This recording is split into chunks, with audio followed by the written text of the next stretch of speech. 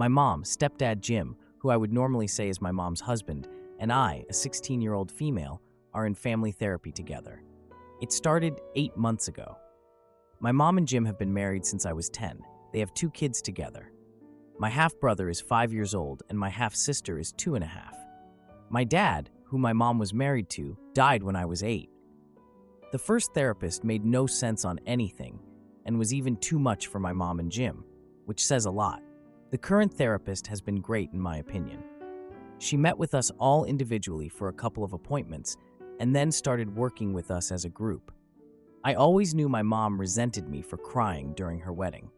She has brought it up in therapy while not saying she holds it against me. Her words say that she does. I had not been super happy about the wedding. The wedding date was kept from me and from people in my dad's family, so they visited that weekend and I couldn't see them. That made me sad. Paired with the fact that I was sad my mom was marrying someone else and paired with missing my dad, I cried a lot throughout that day. My face was a mess in the photos because of it. She mentioned all those details very exactly, so clearly it was something she has thought about a lot. Jim thought we would have a father-daughter relationship. He doesn't like that I don't want it. It drives him crazy that we can get along fine, but I never want to go beyond that. He considers it more insulting that I don't hate him, but still won't accept him as a parent or come to him like I would a parent. I have mentioned how I don't want Jim to fill the role of dad in my life or be my primary father figure, and if I want a more fatherly figure for something, I prefer going to my paternal relatives who make me feel like I have an extra connection to my dad. I also confirmed that I don't want to have a relationship with Jim where he'll walk me down the aisle someday, and I don't plan on joining him for father-daughter dances like he's invited me to before. I also confirmed my mom and Jim's suspicion that I don't feel close to my half-siblings. My mom brought up the wedding as well as my relationship with my half-siblings a lot during sessions, and she fights back against the therapist when she tries to address it. She has said things like, I should feel guilty for hurting her on her wedding day and causing so much trouble in the family we now have. The therapist suggested that my mom and Jim should seek solo therapy. They refused. My mom was deeply offended and argued with both the therapist and me outside of therapy about it. The therapist has asked her why she is so hesitant to utilize solo therapy. My mom has really dug in her heels. A week ago, I told my mom that if she doesn't listen to the therapist and go to solo therapy, I won't engage in family therapy anymore because we're getting nowhere. She told me I did not get to decide and I did not get to tell her, the parent, what to do, and she said therapy was my fault to begin with. Am I the jerk? Now, for a few comments before the update. Comment 1. Not the idiot. I did not get to tell her, the parent, what to do. Oh, the irony. Because this flies in the face of, I should feel guilty for hurting her on her wedding day when she forgot to be a good parent. Look, your mom knows she messed up. That she kept her wedding day from you is absolutely horrible and bound to backfire, as it did. You are right to not want family therapy anymore. Your mom refuses the criticism and the work she needs to do. Of course, it's not going to go anywhere. Comment 2. Not the idiot. Mom, I'm not the adult in this situation. You are. I'm the child who lost her father. Any problems in our relationship are from your poor management of the situation. At present, I'm counting down to my 18th birthday when I can move in with Dad's parents. Are you sure you don't love me enough to try individual therapy to find out why you hate a bereaved child so much? Now, for the update. A few days after the last therapy session, I got this text from my mom asking if I wanted to join them for dinner at a local Italian restaurant to celebrate Jim's birthday. So I sat there, staring at my phone, debating if I should even reply. I really didn't want to go, but I figured maybe things would be better in person, so I said sure. I pulled up at the restaurant and saw my mom's car and Jim's truck, which was a bit of a red flag. You know, the usual anxiety. I walked in, and Jim looked so excited to see me, like super happy, and he welcomed me with a hug, which honestly felt forced. It was like, dude, this is the best you could do. My mom had set up this big table with decorations and everything. Like, she went all out, and my half-siblings were already there making noise, so I couldn't even hear myself think. I felt invisible as I sat down and tried to vibe with them. My half-siblings were energetic and all, but their energy wasn't contagious. It was just awkward. Like, can someone acknowledge my presence? My mom kept trying to include me in conversations about family outings, which was just a painful reminder that I'm not part of that family. Like, it's not like I want to be left out, but every time I try to get involved, it just blows up in my face. During dinner, Jim made this long speech about family, and he was practically tearing up, and my half-siblings clapped enthusiastically. I'm just sitting there picking at my food, feeling like an outsider while everyone else is celebrating. At one point, Jim asked me to give a toast, and I just straight up declined. I said I didn't want to, and yeah, it was awkward and rude, but I really didn't care. This prompted my mom to chime in, saying I should be grateful for what I have, which really irritated me. Like, lady, can you not ruin dinner with your patronizing comments? After dinner, Jim suggested we take a family photo to capture the moment, and I was like, great, more torture. I stood awkwardly on the edge, feeling uncomfortable as my mom positioned everyone around Jim. She insisted I step closer, but I just refused and said I didn't want to be in it. They took the photo anyway, and I ended up in the background, arms crossed, looking super annoyed. Later that night, I got a message from my Aunt Sue on my dad's side, asking how I was doing. I mentioned the dinner, and she invited me to a family gathering at her house next weekend. I decided to go, looking forward to seeing relatives I hadn't seen in a while. At the gathering, the atmosphere was warm, and I felt comfortable with my dad's side of the family. My Aunt Sue asked if I wanted to help prepare food, and I jumped in, enjoying the camaraderie. While we were cooking, I overheard my Aunt Mary discussing how my mom had been handling things poorly in therapy. It's like, wow, at least someone gets it. My cousin made a joke about how my mom and Jim always tried too hard to be perfect, and I laughed, feeling a sense of relief that someone else noticed it. After eating, my family played board games, and I felt included for the first time in a while. It was just so nice. The next day, I got a message from my mom asking how the gathering went, but I didn't respond immediately. I think I just needed a breather. So later that week, I decided to confront my mom about how I felt during the dinner. I told her I didn't appreciate how she pressured me during Jim's birthday. She got all defensive, saying I was being disrespectful, which led to another argument. I mentioned my aunt's comments about their relationship, and she just dismissed them as irrelevant, which hurt. It was like she didn't care that everyone could see the issues. I told her I wanted to prioritize my relationship with my dad's side of the family moving forward, and she reacted so strongly, accusing me of abandoning her, which only frustrated me more. I mean, how could she not see why I was doing this? Eventually, I just hung up the phone. A few days later, out of nowhere, I got a text from Jim asking if I wanted to meet for coffee. I agreed, feeling curious about what he wanted to discuss. During our meeting, Jim expressed that he felt disconnected from me and wanted to improve things. I told him that I appreciated his efforts, but needed space to figure things out on my own. He agreed, saying he would respect my wishes, but also wanted to remain open to a relationship. That was something, at least. I started spending more time with my dad's side of the family, enjoying their company. My mom reached out to me again, but I kept my responses short and neutral. I didn't want to hurt her, but I also didn't want to get sucked back into the drama with her and Jim. Edit. I want to clarify that my insistence on keeping my distance from my mom and Jim is because they refuse to listen to the therapist. It's not just normal teenage rebellion. I've been patient for 8 months, but my well-being comes first. The meeting with Jim was about him wanting a better relationship, not me being forced into one. I will continue to prioritize my relationship with my dad's side, as they have been supportive without any hidden agendas. Am I the idiot for not inviting my toxic mother to my wedding and considering eloping to avoid her drama? My 24-year-old brother, Connor, and his fiancée, Christine, both 27 years old, are getting married in early 2025. They got engaged a few months ago and have recently sent out wedding invitations.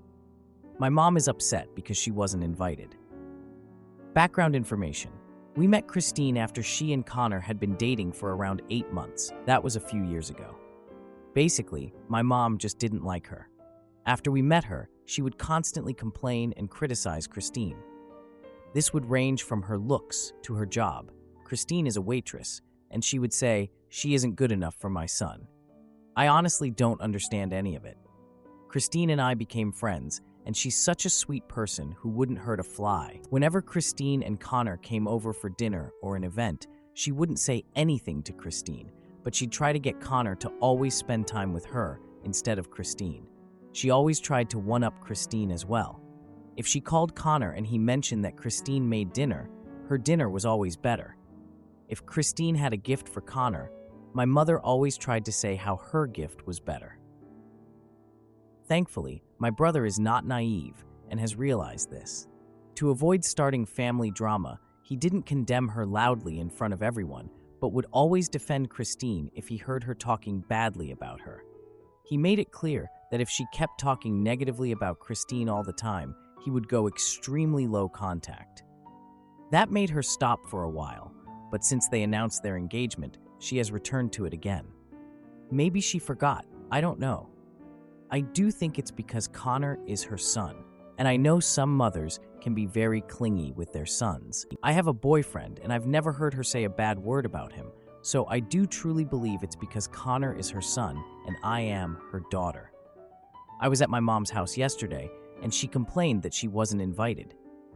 She said Christine was stealing Connor from her. I told her that Connor getting married didn't necessarily mean Christine was stealing him. Then I asked her what exactly she didn't like about Christine. It all really led back to the same thing. She's stealing my son. I told her that while she can't control how she feels, she can control her actions, and that talking about Christine like that was the reason she wasn't invited. I tried to say it gently, but she did not take it well.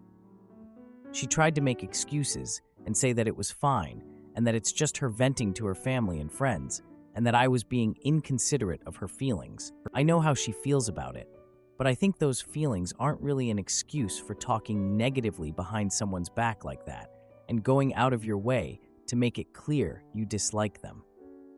I know very well I'm not the only person in the family who would agree with me. I told Connor about it, and he said I was right and that she needed a reality check. But it's been weighing on my mind. I can't stop thinking about it. What do you all think? Now for an update. It has been posted on my profile. Now, for a few comments before the update. Comment 1. You're 100% right. Sounds like she's one of those creepy moms that think they should be the only girl ever for their son. There are literally groups about this. Her negative talk doesn't excuse anything. She's making excuses because she refuses to take accountability. And I would add to her that the way she's going at this, the son will likely also go no contact if she continues her behavior. And if they plan to have any children, she'll never get to see them. You're not the antagonist. Comment 2. You're not the antagonist. And here's the thing. She knows. She knows, and she doesn't care. She would much rather vent to her family and friends than be a decent human being to her son's fiancé. And not being invited to the wedding just fuels her, feeds her ego, lets her feel like a victim, and gives her more fodder for her venting. She won't care until she doesn't meet her grandchildren, and maybe not even then. Now, for the update. I guess I am back with some more updates about my brother and his fiancé's wedding planning, specifically their engagement dinner. So about a couple of weeks have passed since the whole drama with our mom and the wedding invite. Our mom has not really changed her attitude toward Christine, and it's been quite hard for me to manage my relationship with both of them. It's like I'm always trying not to upset anyone, and I hate it. But whatever, let's move on. So, my brother Connor and Christine decided to host an engagement celebration dinner at this cute local Italian restaurant. I was actually excited about the dinner, hoping it would ease some tensions between our mom and Christine, although I know I was probably being too optimistic about that. I was just hoping that on a celebratory occasion like this, everyone would just chill out and have a good time, you know? The restaurant was decorated with balloons and everything, and there was this gorgeous cake featuring Connor and Christine's names. It was all really beautiful and made me feel like we were actually celebrating something special. So, our mom was invited to the dinner, and Connor insisted she attend despite the previous issues and how she had been acting toward Christine. I really didn't want to drag my mom into this again, but Connor was adamant about her coming and being a part of the celebration, so I was just like, whatever. On the day of the dinner, I noticed that Connor seemed really anxious about our mom's reaction. I know he's been super protective of Christine, but I could just tell that he was worried. Anyway, the dinner started out okay. Our mom arrived late, looking all annoyed as she walked in. I greeted her with a smile, hoping it would set a positive tone for the evening. I was trying so hard to be the peacemaker here, but I wasn't sure if it was going to work. During the dinner, we started discussing the wedding menu, and that's when things got bad. Our mom made a few snide comments about Christine's cooking, which was really just uncalled for. Connor quickly defended Christine, reminding our mom that she had never cooked for us anyway. The air felt thick with tension, but I was just like, screw it, I'm focusing on the food. I mean, it's Italian food, and it was delicious, so why shouldn't I enjoy it? Halfway through the dinner, our mom got a call and stepped outside to take it. When she came back, she looked even more irritated and announced that she was leaving. Connor tried to convince her to stay for dessert, but she refused, saying she had better things to do. Like, wow, okay. After she left, Connor slammed his hands on the table, looking super frustrated. He was clearly upset, and Christine tried to comfort him, but he just pushed away his plate and was basically done with the whole thing. I suggested that we just move on and enjoy the celebration, but Connor was distracted and not really into it. We cut the cake, and Christine tried to smile for photos despite the atmosphere being so off. It was just awkward. Later that week, I got a text from Connor asking to meet up. When we met up, he revealed that he had a heated conversation with our mom after the dinner. Apparently, she accused him of abandoning her for Christine. I mean, what? We talked about how our mom's behavior was affecting the wedding planning, and Connor mentioned that he was considering eloping to avoid more family conflict. I don't blame him, though. Honestly, at this point, anything to avoid dealing with our mom's drama is probably a good idea. A few days later, I overheard our mom talking to a neighbor about the dinner. She was going on and on about how Christine was manipulative and had turned Connor against her. I could not believe what I was hearing, so I confronted her about the gossip, which led to another argument, obviously. She called me a traitor for siding with Christine, which was just ridiculous. I calmly pointed out that I was siding with Connor, not against her. Like, get it right, lady. Later that night, Connor called me, revealing that he was considering taking a break from our mom. We talked about how to handle future family events without escalating things even more. I suggested creating boundaries around family gatherings to minimize drama, and Connor agreed, but was concerned that our mom might escalate her behavior.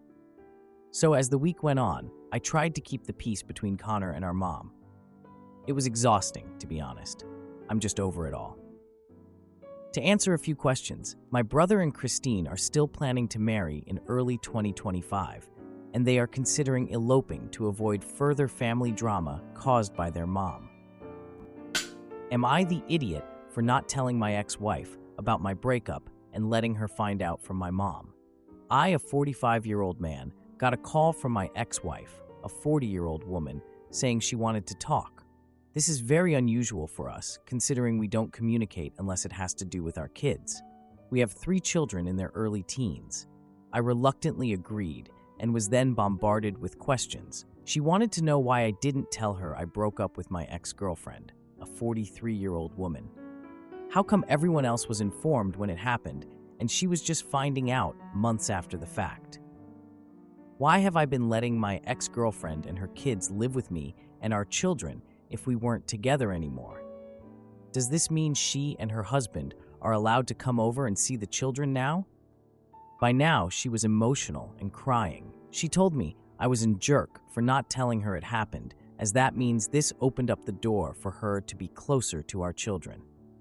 I sighed and told her that this didn't change anything, and my dating life is none of her business.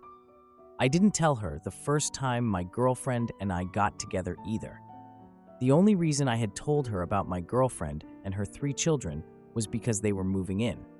I explained to her I was going to tell her about my breakup when my ex-girlfriend and her kids had moved out. She didn't like my girlfriend anyway, so I also didn't want to tell her because I didn't want to hear the "I told you so" remarks. This didn't change anything having to do with our children, so it's none of her business. She then freaked out and called me a jerk. She said she didn't care about me and my dating life. She said my girlfriend was the main reason we had so much turmoil in co-parenting. My ex-girlfriend was the reason she, my ex-wife, wasn't allowed at the house. She was the reason my family had to have 2 of each holiday, as she refused to be in the same room as my ex-wife. My ex-wife then told me if she would have known we broke up when it happened, then she could have been spending quality time with our children in their home. I told her she knows now, so we can move forward in co-parenting our children, then hung up. A little context. I have full custody of our children. My ex-wife had a mental breakdown and was deemed unfit. She still sees them every other weekend. She and her boyfriend, now husband, used to come over for the whole day to see the kids. When my girlfriend moved in, she said she didn't feel comfortable with my ex-wife coming over. So we started having shorter outside visits. Now for an update. After that conversation, I went to my parents' house and asked them who told my ex-wife. Expectantly, my mother said she had let it slip, but she also had no idea my ex-wife didn't know, as it's been 4 months since the breakup. Both of my parents think I'm a jerk for not telling my ex-wife, am I? Now, for a few comments before the update. Comment 1. You're the one in the wrong. Just because you are limiting your ex-wife's time with her kids, who cares if it made your ex-girlfriend uncomfortable? Especially now, maybe inviting your ex-wife would make her move out sooner. Ha! Seems like you're still catering to an ex-girlfriend who is manipulating you. If you don't want to deal with this much drama with your ex-wife, why not go back to custody court so she can have more custody? Is she still not stable? Do the kids want more time with their mom, or do you not want your kids to see their mom? From your post, you seem to be making things harder on yourself. Comment 2. You're the one at fault. The fact that you left the little context until the second to last paragraph of a long post indicates you know you were in the wrong. Also, if I were your parents, I would have told her too. They aren't responsible for keeping your secrets. That's 4 months she could have been spending more time with her kids. I can't believe you let some random person, the recent ex-girlfriend, get in between your kids and their mom. Now, for the update. 1 week later, my ex-wife called again. This time, she was more calm. She mentioned wanting to meet in person to talk about the kids and the recent issues. I agreed and suggested the local diner where we used to go when we were married. It was a neutral spot and brought back some memories, even if they weren't all good. So we met there a couple of days later. Right away, she brought up how the kids were asking about the breakup. I explained I was handling it and they didn't need to worry the kids. She expressed her frustration about not being informed earlier, saying it felt like I was hiding things from her. I pointed out that I had waited until the living situation changed. It was a valid reason to hold off on telling her. She didn't have anyone living with her when we split, but now she did, and I figured she needed to be sure of how serious he was before I got the kids involved. Our conversation shifted when our youngest, Max, called during the meeting, asking where we were. Ex-wife took the call in a separate corner of the diner. I could hear bits and pieces. Then, she suddenly said that she saw a photo of my ex-girlfriend on social media. I confirmed it was an old picture, but didn't want to get into it. She pressed for details about my ex-girlfriend, which felt invasive. I told her our focus should be on the kids, not my dating life. The meeting ended with us both feeling unsettled and unresolved. A few days later, I noticed changes in the kids' behavior during their weekend visits. They were quieter than usual and seemed to have a lot on their minds. I decided to take them to a local arcade to cheer them up. The kids opened up about feeling confused about the breakup. They thought the kids had already become attached to my ex-girlfriend and her kids, which made it harder for them to understand why things had changed. I reached out to my ex-wife to talk about the kids' reactions after the arcade visit. She agreed we should have a joint family dinner to address the kids' feelings. We set the dinner for the following weekend at my house. On the day of the dinner, I made their favorite dishes. My ex-wife arrived looking tense, but quickly shifted to talking about the kids' needs. The kids were excited to have both parents together again. As we sat down to eat, the conversation turned lighthearted as we remembered family trips. After dinner, the kids asked for a movie night, which we all agreed to. Midway through the movie, my ex-wife received a call and stepped outside to take it.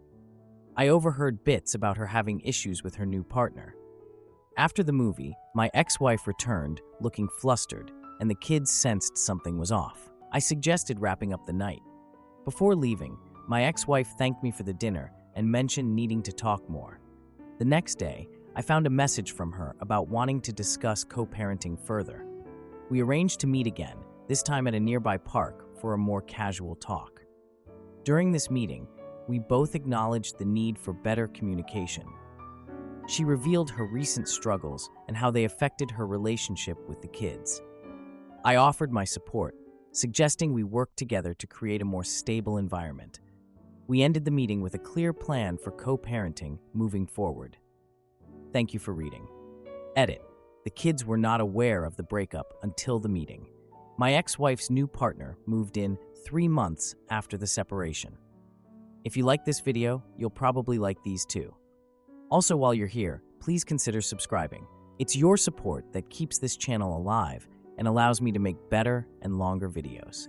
Have a great day.